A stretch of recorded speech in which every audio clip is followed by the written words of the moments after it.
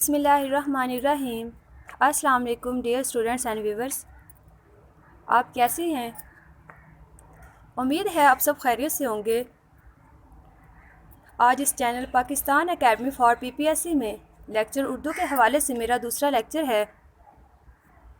जैसा कि आप जानते हैं कि लेक्चरार का ऐड बहुत जल्द आने वाला है, इसलिए ये ग्रुप सर ने तश्कील दिया है ताकि ऐड आने से पहले lectureship Urdu, education, head master, head mistress और एजुकेटर्स की तैयारी शुरू करवा दी जाए। आप इस चैनल को ज़रूर सब्सक्राइब करें ताकि इन पोस्टों के आने से पहले आप लोगों की तैयारी शुरू हो जाए। तो अब मैं अपने मौजू की तरफ आती हूँ। आज का मौजू बागो बहार और अफसाने अजाइब है। हम बागो बहार और अफसाने अजाइब के बारे में पढ़ेंगे। सबसे पहले हम बागो बहार का जिक्र करेंगे। डॉक्टर जॉन गिलक्राइस्ट की फरमाइश पर मीर अमन ने बागो बहार लिखी। मीर अमन की दास्तान बागो बहार उर्दू नस्र का सबसे कीमती सरमाया तस्लीम की जाती है। हालांकि ये दास्तान अपने किस्से के एतबार से नई ना थी। इस किस्से को पहले भी अता सैन खान तहसीन ने नोतर्ज मरसा के नाम से तसनीफ़ किया था, मगर मीर अमन ने इसे नए सिरे से तरतीब दिया। ये दास्तान जो कि 1802 में लिखी गई और अब 2022 है, 220 साल गुजर जाने के बावजूद आज भी ये अपनी दिलचस्पी कायम रखे हुए है। मीर अमन की बागो बहार एक तहरीक का काम कर गई। बागो बहार फ़ारसी की मशहूर दास्तान किस्से चार दरवेश का तर्जुमा है। बागो बहार दहलवी माशरत की अक्कासी करती है। बागो बहार में चार दरवेश और पांचवा बादशाह आज़ाद बख्त है। बादशाह आज़ाद बख्त पहला दरवेश यमन के मुल्क का अकलौता बेटा है।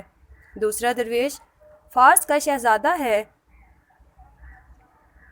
तीसरा दरवेश ये दरवेश अजम का शहज़ादा था। चौथा दरवेश इस दरवेश का ताल्लुक़ चीन से था। अब हम फसाने अजाइब की बात करते हैं। फसाने अजाइब जो कि 1825 में रजब अली बेग सरूर ने इसे लिखा। इस दास्तान का बागो बहार से मुकाबला किया जाए तो इन दोनों का अंदाज़े तहरीर एक दूसरे की ज़िद है। फसाने अजाइब लखनवी तहज़ीब व माशरत की अक्कासी करती है। फसाने अजाइब इस दास्तान में बादशाह फ़ैरोज़ बख्त जो अपनी औलाद के लिए कई साल तरसता रहा, बिल आखिर बड़ी दुआओं और मन्नतों के बाद इसके यहाँ एक बेटे की पैदाइश होती है। इस बेटे का नाम शहज़ादा जान आलम रखता है। जो इस दास्तान का मरकज़ी किरदार है। इस दास्तान के दीगर अहम किरदारों में शहज़ादी अंजुमन आरा है, जो शहज़ादा जान आलम की महबूबा है और इस दास्तान की हीरोइन है। शहज़ादा जान आलम हसीन होने के साथ साथ हुस्न परस्त भी है।